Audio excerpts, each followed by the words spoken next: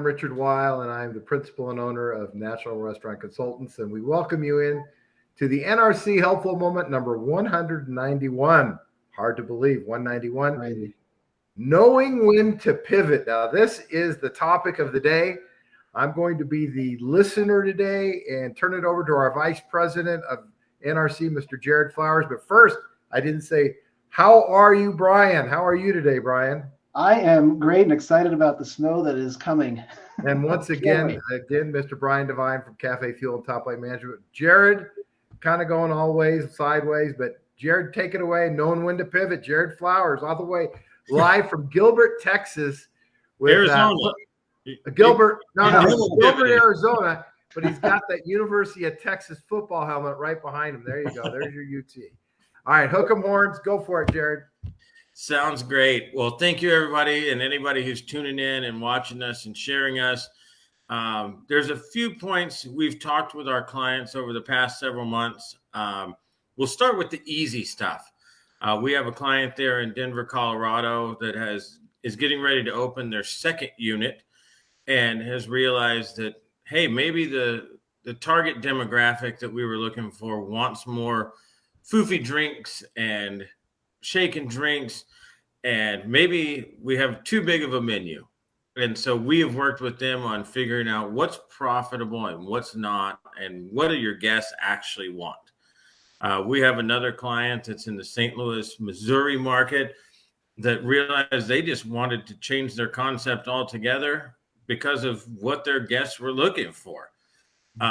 There's a lot of folks out there and operators that are stuck in the rut of not understanding why I'm not getting what I'm getting, why I'm not making what I should be making, etc.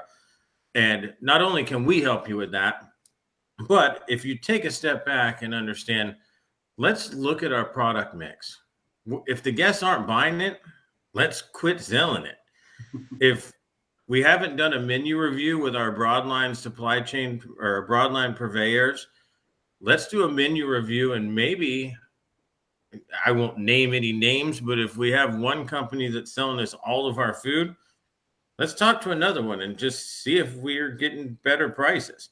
Right now, food is expensive, labor is expensive, guests are in short supply, and it's difficult to just raise prices. So stepping back and knowing when to pivot, maybe instead of just changing the menu, let's run some specials. If the guests are buying them, let's put them on the menu. If they're not, let's move forward. But let's look at what we have sitting in the coolers. Let's look at what we can do from a cost perspective on understanding how can I work faster and better with the staff that I have. And just understand that in this time, in this economy, we need to step backwards before we can step forwards. It's something that we at NRC do every day when we walk through the doors of our clients. But when you don't have folks like us or other folks in your building, still take a few moments. We've done a few helpful moments where we talked about walking around the outside of the restaurant, where we talked about talking to the guests and asking what they're looking for. That's where you're going to find out where to pivot. If between 1 and 3, there's no cars in your parking lot, it's time to pivot. If you're sitting on 100 pounds of ground beef because you're not selling the hamburgers you thought you were selling, it's time to pivot. So really just take a walk through your coolers, take a walk through your invoices, take a walk through your P&Ls, talk to your staff, talk to your guests. And take a few minutes to be honest with yourself, is to know, even though sometimes they're hard decisions, know when it's time to pivot. And I'm going to use that as my key in to Brian to know the marketing strategies that you're using. You need to pay attention to those just as importantly, because if the strategies and the money that you're spending to get people aren't working, it's time to pivot. That's right. So, Brian, I'm going to tee that off to you, sir. Awesome. Thank you, Jared. I appreciate that. I can't agree more with all of that. When it comes to your marketing, don't fall in love with it, because things do change. And when it comes to just like general marketing 101, Those basic things don't change, but how you use the tools, how you go about getting people to even understand that you exist, those things change, and they change fast. So if, let's say, this is something that actually Richard and I ran into recently, where somebody, they understood that their Facebook, their social media wasn't producing enough. It wasn't creating, they were spending money, but they weren't getting anything back. And so when we were talking with them, we said, okay, tell me what you're doing. Tell me, what's happening. And they had fallen in love with this creativity, with these beautiful images and these layouts, and it made their restaurant look wonderful. And I said, that's all fine and good, but how many people have seen it? And they said, oh, tons. I said, okay, well, I'm in your account. It's three. So this beautiful, wonderful creativity was shown to 3 people over the course of a month. That's not worth anything, right? and the reason I say don't fall in love with your marketing is because we talked about what's working now. Offers that work. Buy one, get one free. You might be the kind of person that hates those offers, but they work. So if you don't want to do that kind of offer, that's okay. We have to get real creative, and we can do that. But if you want to know what works, we can tell you what works, and buy one, get one free still works, and it works great. And if you're refusing to make a change like that, that's okay. But you have to make an offer that's not complicated. So we ran into another situation where the offer was so complicated, they had to explain it to me 3 times so that I would understand what the offer was, which means throw it out, right? If a 7-year-old doesn't understand your offer, it's not good. And it's not because the average person isn't smarter than a 7-year-old, or that a 7-year-old isn't smart. It's the attention span. We only have a tiny fraction of someone's attention. And we actually, as humans, we have less attention span than goldfish now. We're at 7, goldfish are at 9. It's just 7 seconds, which is scary.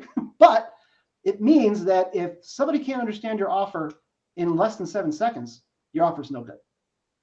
So that's why I want you really thinking about when to pivot, because you might have been doing something years ago that was working great, and you're like, yeah, it's falling off. I just want someone to do a better job of that campaign. Well, it doesn't usually work that way. We might be able to do a better job, but if the offer's no good, if the language is no good, if the thing that is getting people excited is no longer getting them excited, we have to pivot. We have to do something else. And another thing that we were talking about is new technology, things like TikTok, YouTube Shorts, Facebook Reels, Instagram Reels. All of these things, they continue to change. Your marketing 101 doesn't change, which means you have to know your audience, you have to have a great offer, and you have to know how to treat them great when they come in, and then we know how to get them to come back, right? I mean, these things won't ever change. It doesn't even matter what business you're in. You have to have a list to have a beneficial business in the long run.